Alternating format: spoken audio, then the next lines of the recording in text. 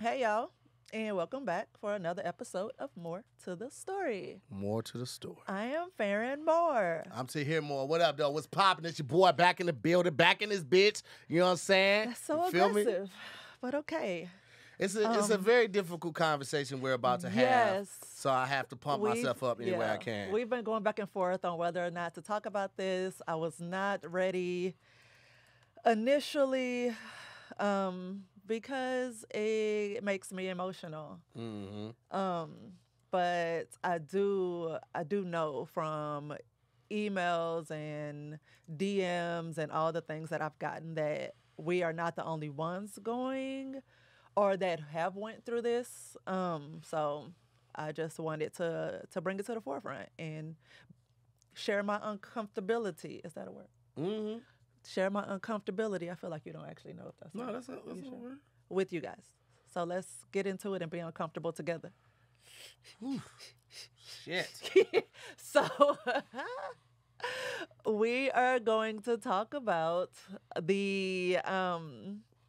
the causes or just dealing with a sexless relationship. Mm-hmm. So, just a little backstory. Ours started pretty early. It was a big transition for Yeah. us both. Us living together, across the country, away from family and all of that.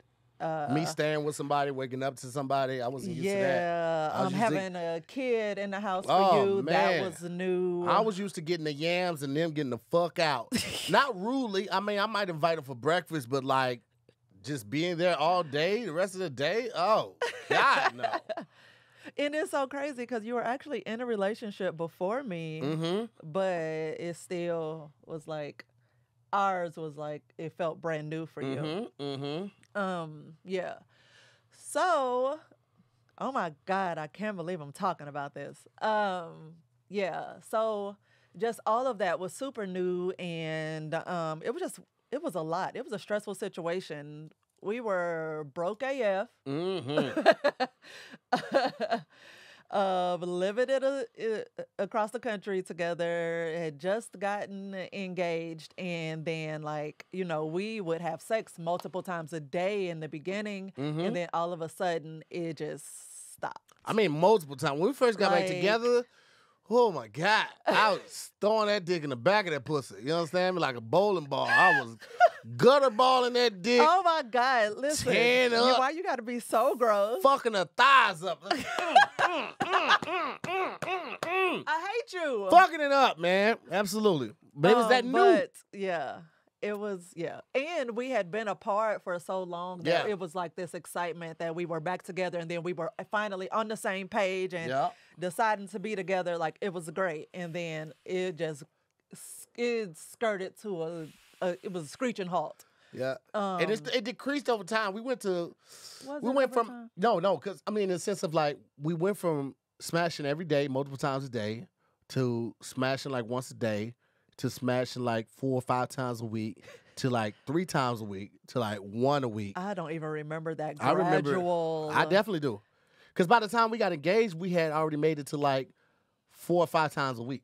Okay. Yeah, and then after the engagement, it went to like three to 2 times a week. Mhm. And then by the time we got married, it was maybe 1 or 2 a week, if that. Yeah, about If 1 or 2. that. Yeah, 1 or 2 a week. Yeah, I don't even think it was that because I remember us already having the conversation of like, yo, what happened? So it was a few things like just at the beginning of it. I know actually we both had like our own perceptions of what married sex was, and Boring as fuck. in his mind it was boring as fuck, Mm-hmm. and like for some reason it just didn't exist once you got married. Like sex just didn't exist anymore. And for me it was, oh, all I hear is that the women are the reason that sex stops, so don't be the bitch that make it stop. Right. So that's To my defense, the only married people I had We're a glimpse of in terms of like holier reality than thou. was definitely holier than that. My uncle Big Ray, my auntie Charlene, who I stayed with and spent a lot of weekends with growing up, and never caught them having sex. Number one, number two, I don't. For me, it was like when I was dating people, and there was no real emotional attachment. Of course, you know you have some type of emotional attachment to somebody if you smash them multiple times, you spend time together, but like there's no union, right? Then you could be as nasty as you want to, but it was something about when she took the vows, I took the vows, she became my wife.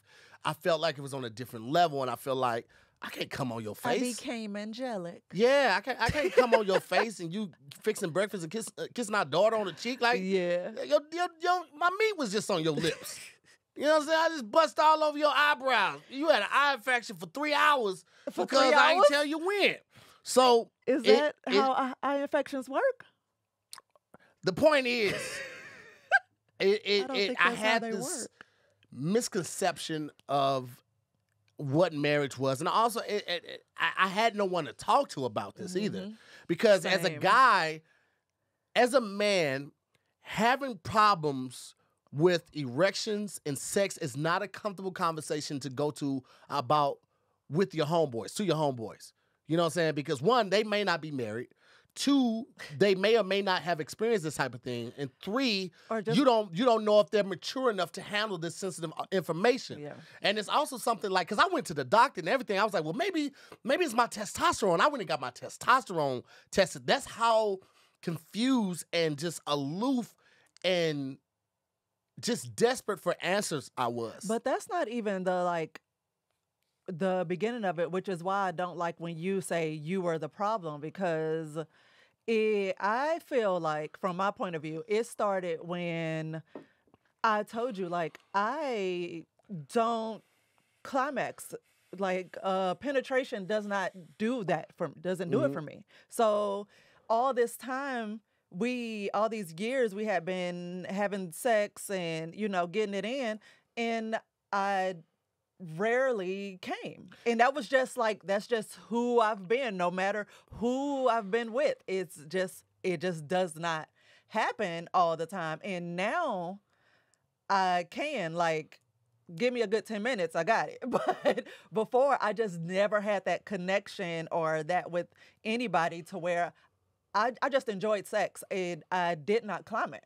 That which And was when crazy to me. I told you that, Yeah. like, he took it very, very personal, and I'm I'm like, thinking, I mean, we was fucking this in is kind of we was fucking this fucking is in kind of college. what happens. And here's the thing. From my point of view. Here's the thing. In college, I had no idea. We was fucking.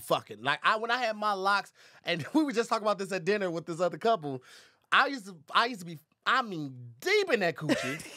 And I had my locks. I would throw my locks back over my shoulder, and I would tell her, call me Sebastian. Because I felt like Sebastian was a nigga with long hair. Pull my hair, call me Sebastian. I was fucking. You understand? I was fucking. And I'm thinking, And it was great. You were. It still do, but I just don't. And, sometimes, like we get it now, and you get it now. Sometimes, even with a vibrator, that shit is just not gonna happen. Yeah. And I'm like, oh, well, today ain't my day, and that's it. Like, I'm just used to it. And not only that, when we got back together, it was taking Farron a very long time. If she did climax, it was 45 minutes to an hour. Yes. And so me being the egotistical maniac that I am, I was like, a control freak. And a control freak. I was like, I'm up for the motherfucking challenge. So I'm fucking every position. I'm turn over. From the side. Yeah. Get on top.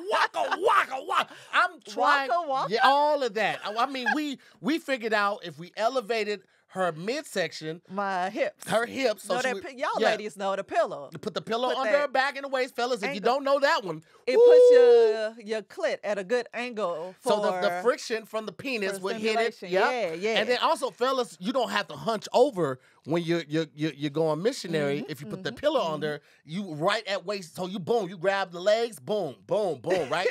Perfect. If you haven't got that, also look into a wedge or a sex pillow. Yeah. Fantastic. Okay. So I'm trying everything, and it got to a point where And this was hard to tell her because It was she's as exhausting. it was exhausting, but it was also hard to tell her because it felt like a chore. Yeah. Sex had become What is that microphone doing? a chore to the point where it's like, I love doing this activity, and now it's become so long, I equate it to damn near taking out the trash. Yeah. It's like nobody wants to take out the trash for 45 minutes to an hour. And it became exhausting. And I'm like, well, it can't be I'm tired of sex. Because I fucking love sex. I love fucking, right?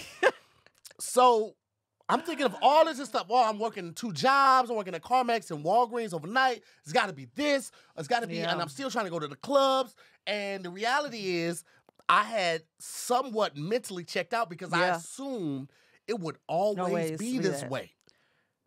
And so even when we got to a point where it wasn't that way anymore, he still had that mindset that this is going to take forever. And so it was a nice stretch of time where he would actively avoid like coming to bed with me because he knew I wanted to have sex and he didn't. Yeah.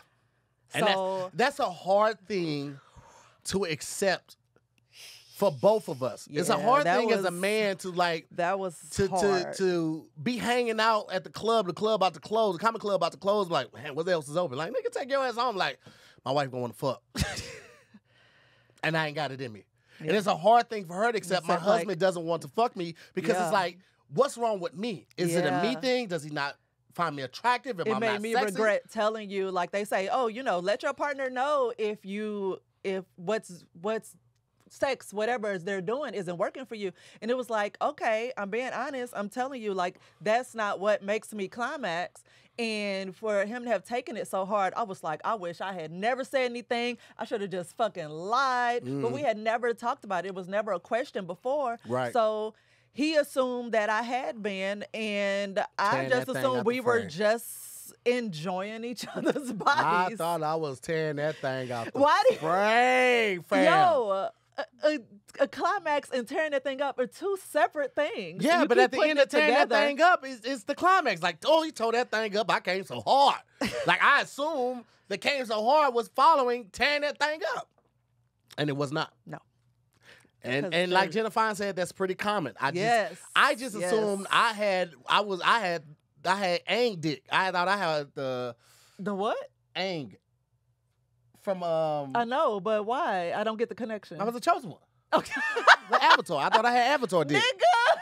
Thought I had that wind, water, fire, goddamn grounding dick. You came to find out I got some normal light-skinned penis. Above average, but normal at its best. I hate you for even ruining that show for me like that.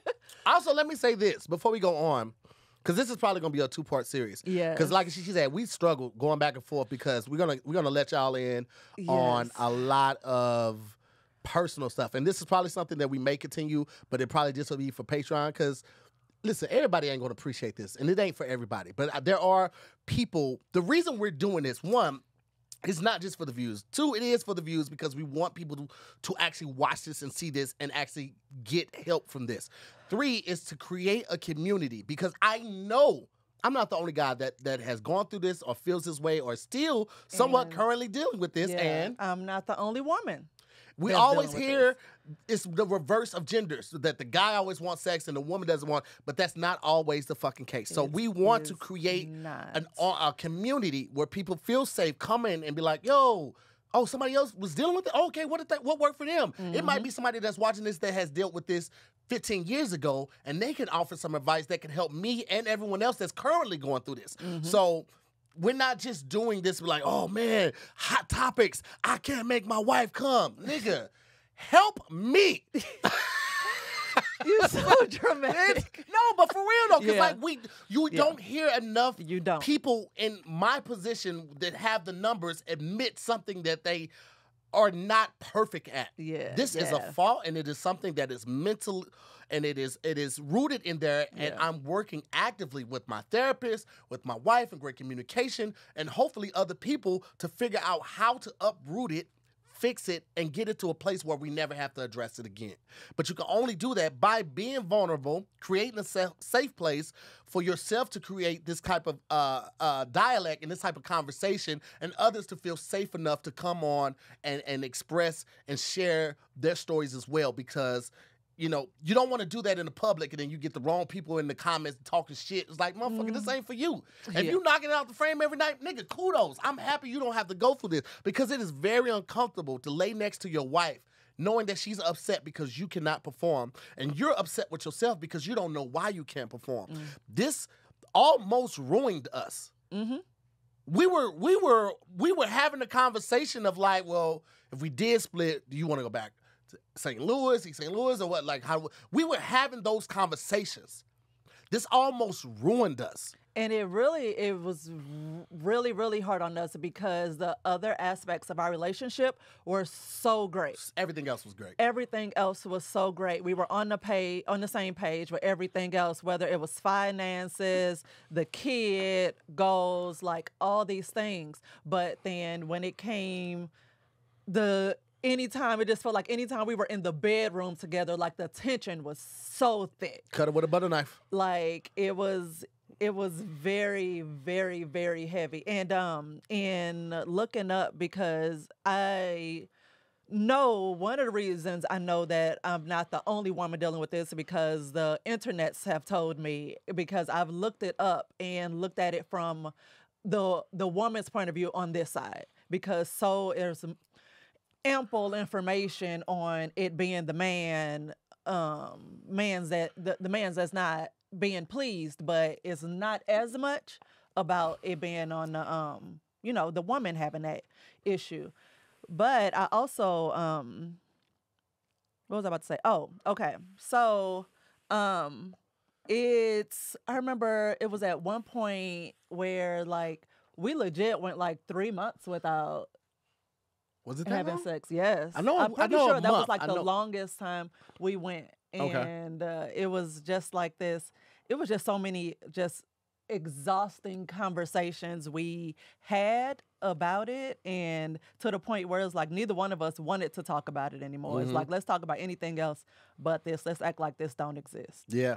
And we were both blaming ourselves and each other. Like it was a lot. It was a lot. So, but we made Very it uncomfortable. through. I'm gonna tell you what though, and y'all know I've said this many a times. Very rarely does greatness come from a place of comfortability. It was from those uncomfortable moments that we strengthened our communication like no other. I'm gonna be honest with y'all. I've told y'all on a number of BetterHelp ads, I was not about that therapy life. I was like, I ain't finna talk to no fucking stranger. The fuck is talking gonna do? What is it gonna do? Not a goddamn thing. Fuck that shit. You don't put family business out in the street like that. I was so wrong. I was so wrong. Yeah. On so many levels. One, talking, we think about shit all day in our mind, right? We think about things and we give it life in our mind, and we create This narrative. this narrative and these examples that have not happened. And what's in but there becomes your truth. Yeah, you start playing it out, you start living it, you start molding your energy off of that. But a lot of times when you speak something, when you verbalize what's going on, and not just thinking, you verbalize, you hear sometimes how crazy it is. Or just verbalizing helps you understand it more, where you could start to create some type of resolution from it, or some type of cure for it, or whatever, by verbalizing. But just staying in our mind, it does nothing. So that was the first thing. Talking to a therapist helped me get out these thoughts that, one, I was too ashamed and embarrassed to express with friends, other than my close friend Mike, who was going through a similar situation. So he had no advice. He was going through damn near the exact same thing. The only difference was we had better communication than him and his wife at that point had. So it was like I had no help on that front. I had no one to talk to. I had no one to turn to. So those uncomfortable conversations encouraged me to go to therapy to talk to someone who would be unbiased and hear me out and not give opinions that she might have heard from somebody else or something like that. She really just asked probing questions, and those probing questions Like helped make me you answer. think. Yeah, made me think and helped me Yeah, answer for myself that's and what. really dig deeper and realize that it wasn't a physical thing; it was really a mental thing that I was dealing with. Yeah, Um, absolutely. And we talked about it a lot. And that's pretty much what got us to the point we're at now, where we're so open and honest with each other, because if we were able to talk about this and make it through as hard and just vulnerable as we had to be in that conversation, then it's like, oh hell, we could cover anything now. Like there's nothing off the table. There's no secrets. There's Yeah. no BS. Like we share everything. we shared a lot. I um, showed her DMs, everything, and then But here's the thing, though, about those uncomfortable conversations. It comes with a lot of transparency. It comes with a lot of revelations. Like, I did not know what intimacy was to her. yeah. My idea of intimacy was fucking. We're being intimate, we're kissing, we're close breathing, penetration, intimacy. Intimacy for Farron doesn't necessarily even require us to take our clothes off. Intimacy for her is laying next to each other, being still, or laying next to each other, talking, rubbing on each other's shoulders, hands, just holding hands, my arm around her shoulder. That close personal time is intimacy for her. And I had no idea, because sometimes she didn't even want the sex. She wanted the intimacy. And I did not even realize that. So actually, I'm gonna point that out, because that's one of the things I found. It was like, what's the actual underlying reason that this is bothering you so much? And it seemed like when the sex stopped, the intimacy stopped. And because when we got to that point where we were trying to get back on track, and we were getting close and just enjoying sharing the same space and breathing together or whatever, it was like, shit, this is what I need. I ain't even trying to fuck right now. Like, I just want to be here in this space because I haven't had this. This has been missing. But because I equated intimacy with sex too, that I just knew that the sex was gone. I did not pick up on the other part that I was actually missing until I got it back. But yeah, I really, really like this, and I've always kept this link to Healthline, because it talks about why you could be having this issue, so that you can see it from your partner's point of view. Because I didn't even think to really look at it from your point of view until I started therapy. That's not true. I did, but I switched to a male therapist, and he helped me see even more with his line of questioning. See even more from your point of view, like what was happening behind the scenes that I wasn't privy to, or what may have been going on in your head that I wasn't privy to. But it basically, like, the first step is determine like why, like whether or not a sexless relationship bothers you, and if so, like what is the underlying reason? Is it just the fact that you're not having sex, or is there something else missing that's sex is linked to, and that's what you're tying it to? But here are some factors to consider in just trying to flesh it out. Like, this is, I'm happy. I'm proud of myself. I haven't cried yet. Good job, babe. But just some factors to think of. Like, can you remember the last time you and your partner enjoyed sexual intimacy? Tuesday. Actually, was it Tuesday? It was Wednesday. It was Wednesday? Yeah, it was Wednesday. Um, Yeah. Yep. Sexual intimacy is the last thing you want to think about, or your heart hurts when considering the state of sexual intimacy with your partner. Like, is that something you're going through? Because I knew, like, I felt literally hurt from it. The rejection, my confidence went down, my anxiety went up. Like, I was a mess. Um, if there's hesitancy and or avoidance of initiating physical touch, we had that too. Man, listen. Either because of potential rejection or the possibility that it'll lead to unwanted sex. Fellas, let me tell you something. Let me tell you something. That one hit. I was so in my head, and we were so timid around each other and sexual energy and just starting it. I would go soft mid-stroke. Do you understand how embarrassing it is and the fear of thinking that you can never fuck again? Because I had so many mental roadblocks going on, so many scenarios that could play out, that I would let them win and overpower me from being in the moment and go soft. And she was trying to be, it's okay, man. You want me to suck you till we get back? And all of this. She was such a comforter and a confidant in those times, but just shattered my confidence in the bedroom, which affected my confidence on stage, which affected my confidence in the daily, like, life and just going about things, selling cars, whatever the fuck I was doing, man.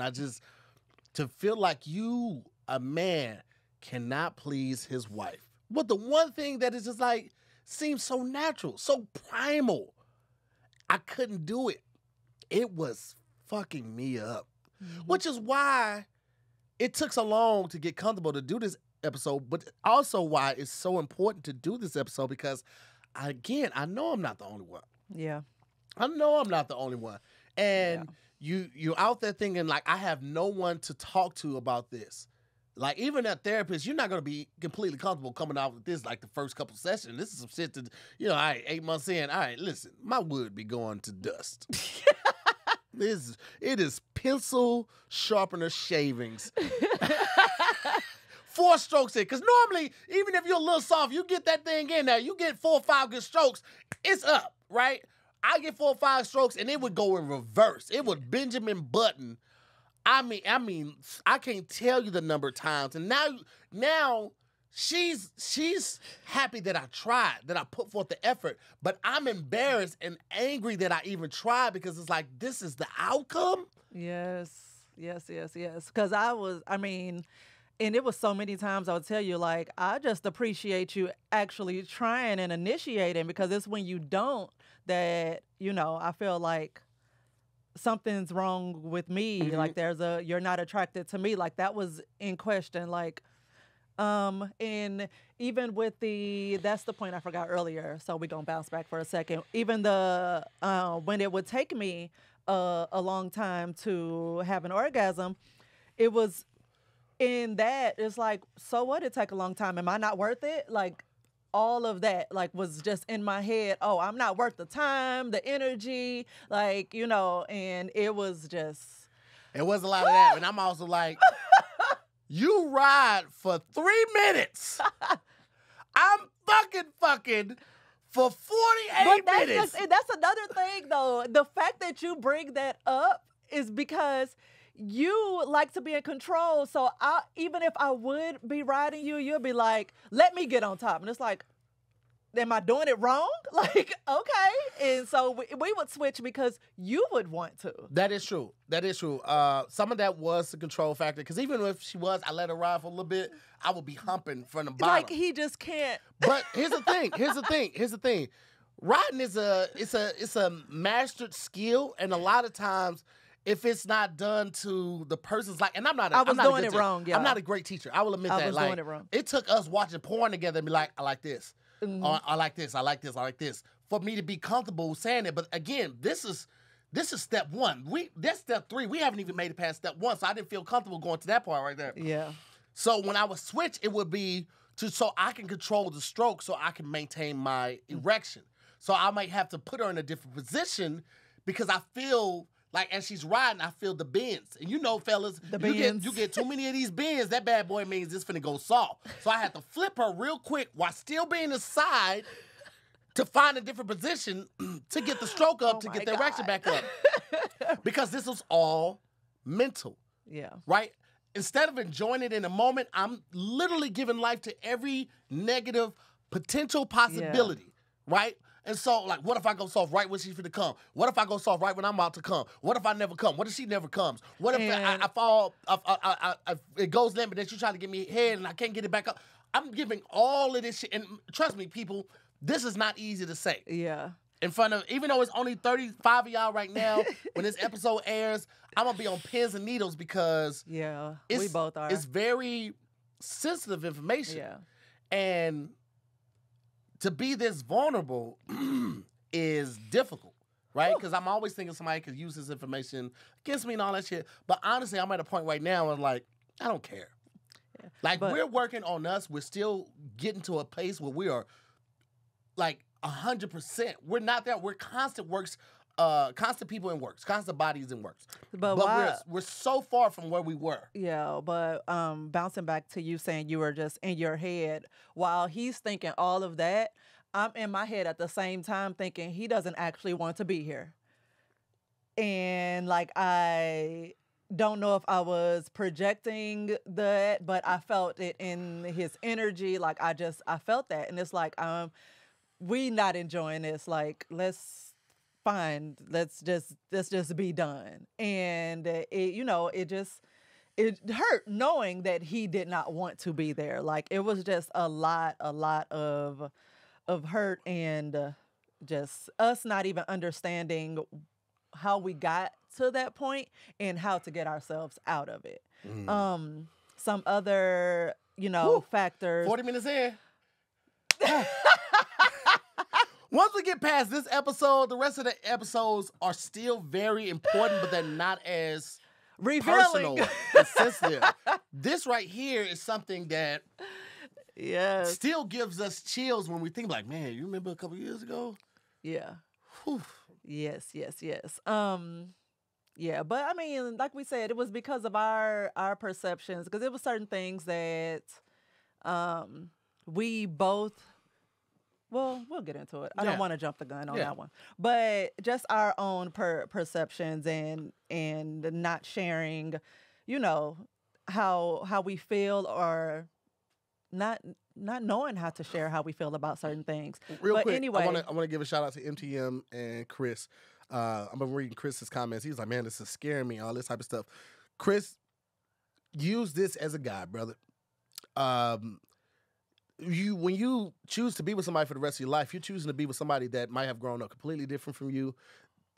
Has different views on different things, and a lot of times you won't find that shit out until you're in the thick of it. And I had never lived with somebody ever. Like I had never moved in with a girlfriend. I had a girlfriend move in with me. Like so, a lot of this was a culture shock for me. And we may have taken longer than some, but I'm sure we took less time than others. But again, what I really feel like saved us was the communication. Yeah, we laughed a lot. My communication was not great in the beginning, but it was from her patience and her willingness to keep going, keep trying, that I was able to open up and I felt safe expressing myself in these awkward situations. Mm-hmm. So don't be terrified. It's understandable to be anxious, but man, sometimes it just takes time, man. Yeah. And the energy does matter. MTM, that's a really big. I'm really big on energy, so I'm giving off one energy that I don't want to do it because I'm afraid and I'm ashamed, and she's receiving that energy as I don't want to be there, which isn't like it's not different. Wrong. It's not wrong. I don't want to be there because I'm ashamed and I'm afraid. But energy definitely matters. Yes.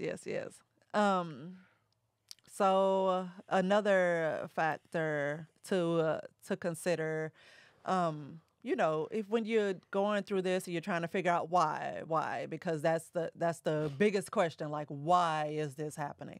Other forms of intimacy are also lacking in your relationship. So like like I said before, like because we tied sex to intimacy when sex was missing, or actually it was the intimacy that was missing, and we just made it sex that was the problem. And yeah, so we just, the touching, like sometimes I just have to spell it out to him, like I need like a lot of attention tonight, or I need a PDA field night. If we're Literally going out, Wednesday night, yeah, she told me this. I need a PDA field night. I was like, do you need me to explain to you what I mean by that? Like, I don't want to leave anything to chance. I want the kisses, the touches, I want all of that be all in my face, like, because I'm going to be in yours. Like, I need that energy back.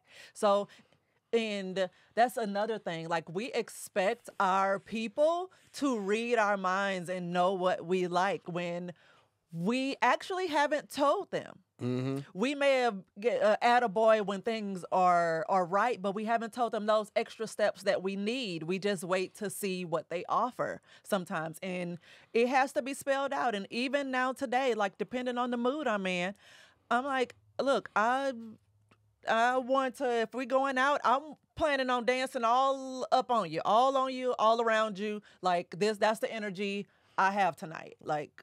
And I need you to know and be aware of what's happening, So we're gonna talk about that more in the next episode. Yeah. But I didn't even know Farron liked sucking dick like that. I'll be honest with y'all. Didn't even know it. Didn't even know it. But let me tell you, like the next episode, you're gonna find out a lot. Okay. What you plan on telling in that next episode? About our likes on the porn thing and that type of stuff. Chris said, "Do y'all think getting married had anything to do with it?" Yes and no. Yeah. I think yes, to the point where the preconceived misconception of what I thought marriage was supposed to be had something to do with it, and Me then too. also us not talking previously before, because we thought we had talked. We sat in the hot tub in the suite the night I proposed to her, and we laid it out. I ain't never had a threesome. I have had a threesome, and all this type of stuff. And we thought we put it all out there. Yeah. And even though we've always been so open and honest with each other, we still didn't realize that we hadn't covered everything. And you don't know what you need to discuss until sometimes it happens right up on you. So it had happened right up on us, and we was like, man, we didn't really talk about this. Like, we didn't discuss this part, and now we have to while there's an issue, and so it just made the conversation more difficult. Mm-hmm. Yeah. Ooh. But another note that I saw on Healthline that I liked, that was like, look back and see when it first began. And though we talked about it, there was some other things that I didn't even really think about until talking to my therapist. But like someone dealing with an illness, could be a reason for a mental shift that causes these issues, or someone experiencing significant body changes, weight gain, weight loss, and injury, like all of that. I gained some weight and I had a dickiotomy and shit wasn't working the same. So what? A dickiotomy. What the fuck is that? It's not a real thing. No, okay. Thank you. So why did you say it with your mouth? You don't know? You're ashamed now? Good. Anyway, having an unresolved conflict can also be the source of that mental shift that's ruining your libido or your energy towards sex. High levels of stress, and we were like, when I look back now, like at the time of me moving here and everything, I thought I was like handling it well. I thought I adjusted well. But now when I look back, I'm like, I was not okay. And I didn't realize it until like I made it through and started reflecting back on my experiences or just things I thought or felt or said. And it's like, I was not okay. Man, I listen, was I'm gonna not tell y'all something. okay. For the people that are part of, well, obviously y'all listening right now, but when everyone else starts watching and when the episode comes out, I was at the Texas Fair, and I told you about this. Mhm. I had a corn dog, and we were so broke at times where all we could afford to do was buy boxes, these 40 packs or 50 packs of corn dogs. And when I bit into that corn dog, it hit me like how far we have come, like mentally, emotionally, financially. I almost started crying at that moment because it Mhm. was so surreal. Yeah. Because the financial part is great, right? Like money equals freedom, but like the emotions that were tied to us sitting at a table quiet because the tension is so thick in the house that we're not even talking during dinner because anything can lead to somebody popping off or crying or being upset or leaving and some shit like that. It was just so awkward, and Yeah. man, like just to be in a better place feels so much better It because does. it was hard, man. It was, It was. and the hardest part was like feeling like I let my best friend down. Like that is, I don't mind her being upset with me. Don't mind it. That's gonna happen. I'm gonna make it up. Aw, I don't you're mind gonna her make being me mad. cry. That's fine too. But having my best friend disappointed in me off of something that I don't know why it was happening. I didn't realize how mental it was, and I just felt defeated, man. Yeah. And to have her, as fine as she is, doubting herself and thinking that she's the problem. Man, almost took me out the game, We coach. both were the problem. Cause that's another thing I feel like I fucked up on because I am a pretty confrontational person, and so I was very like very in his face about it. Like, yo, like tell me what I'm doing wrong. Like, what the fuck? I don't understand. I'll never understand. You ain't saying shit. Like, I was very confrontational, and it just made him retreat even more. So that's why I've always said, like, just because you're willing to talk does not mean that you're communicating well. Like, you're not doing a good job at it. And so, though he credits his ability to communicate now, to me it was like when I first started out I was not communicating well, and I had to like reel it in and learn that okay, if I actually want us to work and get through this, I have to change the way that I'm approaching issues. Like the way I would talk to an ex is the reason why they an ex. Like the way I would talk to somebody on the street, like I cannot give him that. So yeah, I was not doing. I was very confrontational, very combative about it because I was mad and hurt. And when you mad and you hurt, you ready to fight. So that's yeah, that was not okay. That's why I'm like we both like really we just made a whole bunch of bad decisions on how to handle that. Mm-hmm. Yeah, but it's more things that could like shift your mental state, high levels of stress, like I said, and feeling constantly worried. And this man worries 24/7. And so it was like I can't even imagine like the things that I'm like I don't understand why you're even giving that much energy. Is like it worries him to no end. And so I can't even imagine how he was feeling. And a lot of it um, is it hurts me to know that he was feeling this way because it's just, he just didn't deserve to feel, to internalize that the way it was. And that's why I'm like, yo, that was not all on you. The way I handled it initially pushed a lot of it on you, and you know it's hard to let go of those things. It's like I've already it was been pushed my way. I've internalized it. It's mine now, and it's that's not fair to you. So I'm Appreciate sorry, it. babe. It's all good. Oh, look at you. Let me boop you. Boop.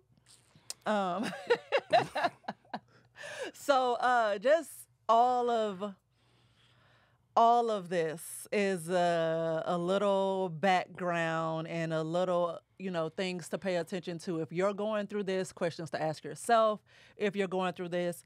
And we're going to wrap this segment up and then get into how to come out of it and what some things that we've done to come out of it in part 2. Yeah. Whew. Did it? The pits? I'm pitting out. You pit- Oh my God. Okay. So thank you guys so much. And yes, join us for the next part of this segment on how to come out of a sexless marriage together. Together. Yeah. It doesn't have to end you. All right. We'll see y'all next time on another episode of More to the Story. Bye. Peace.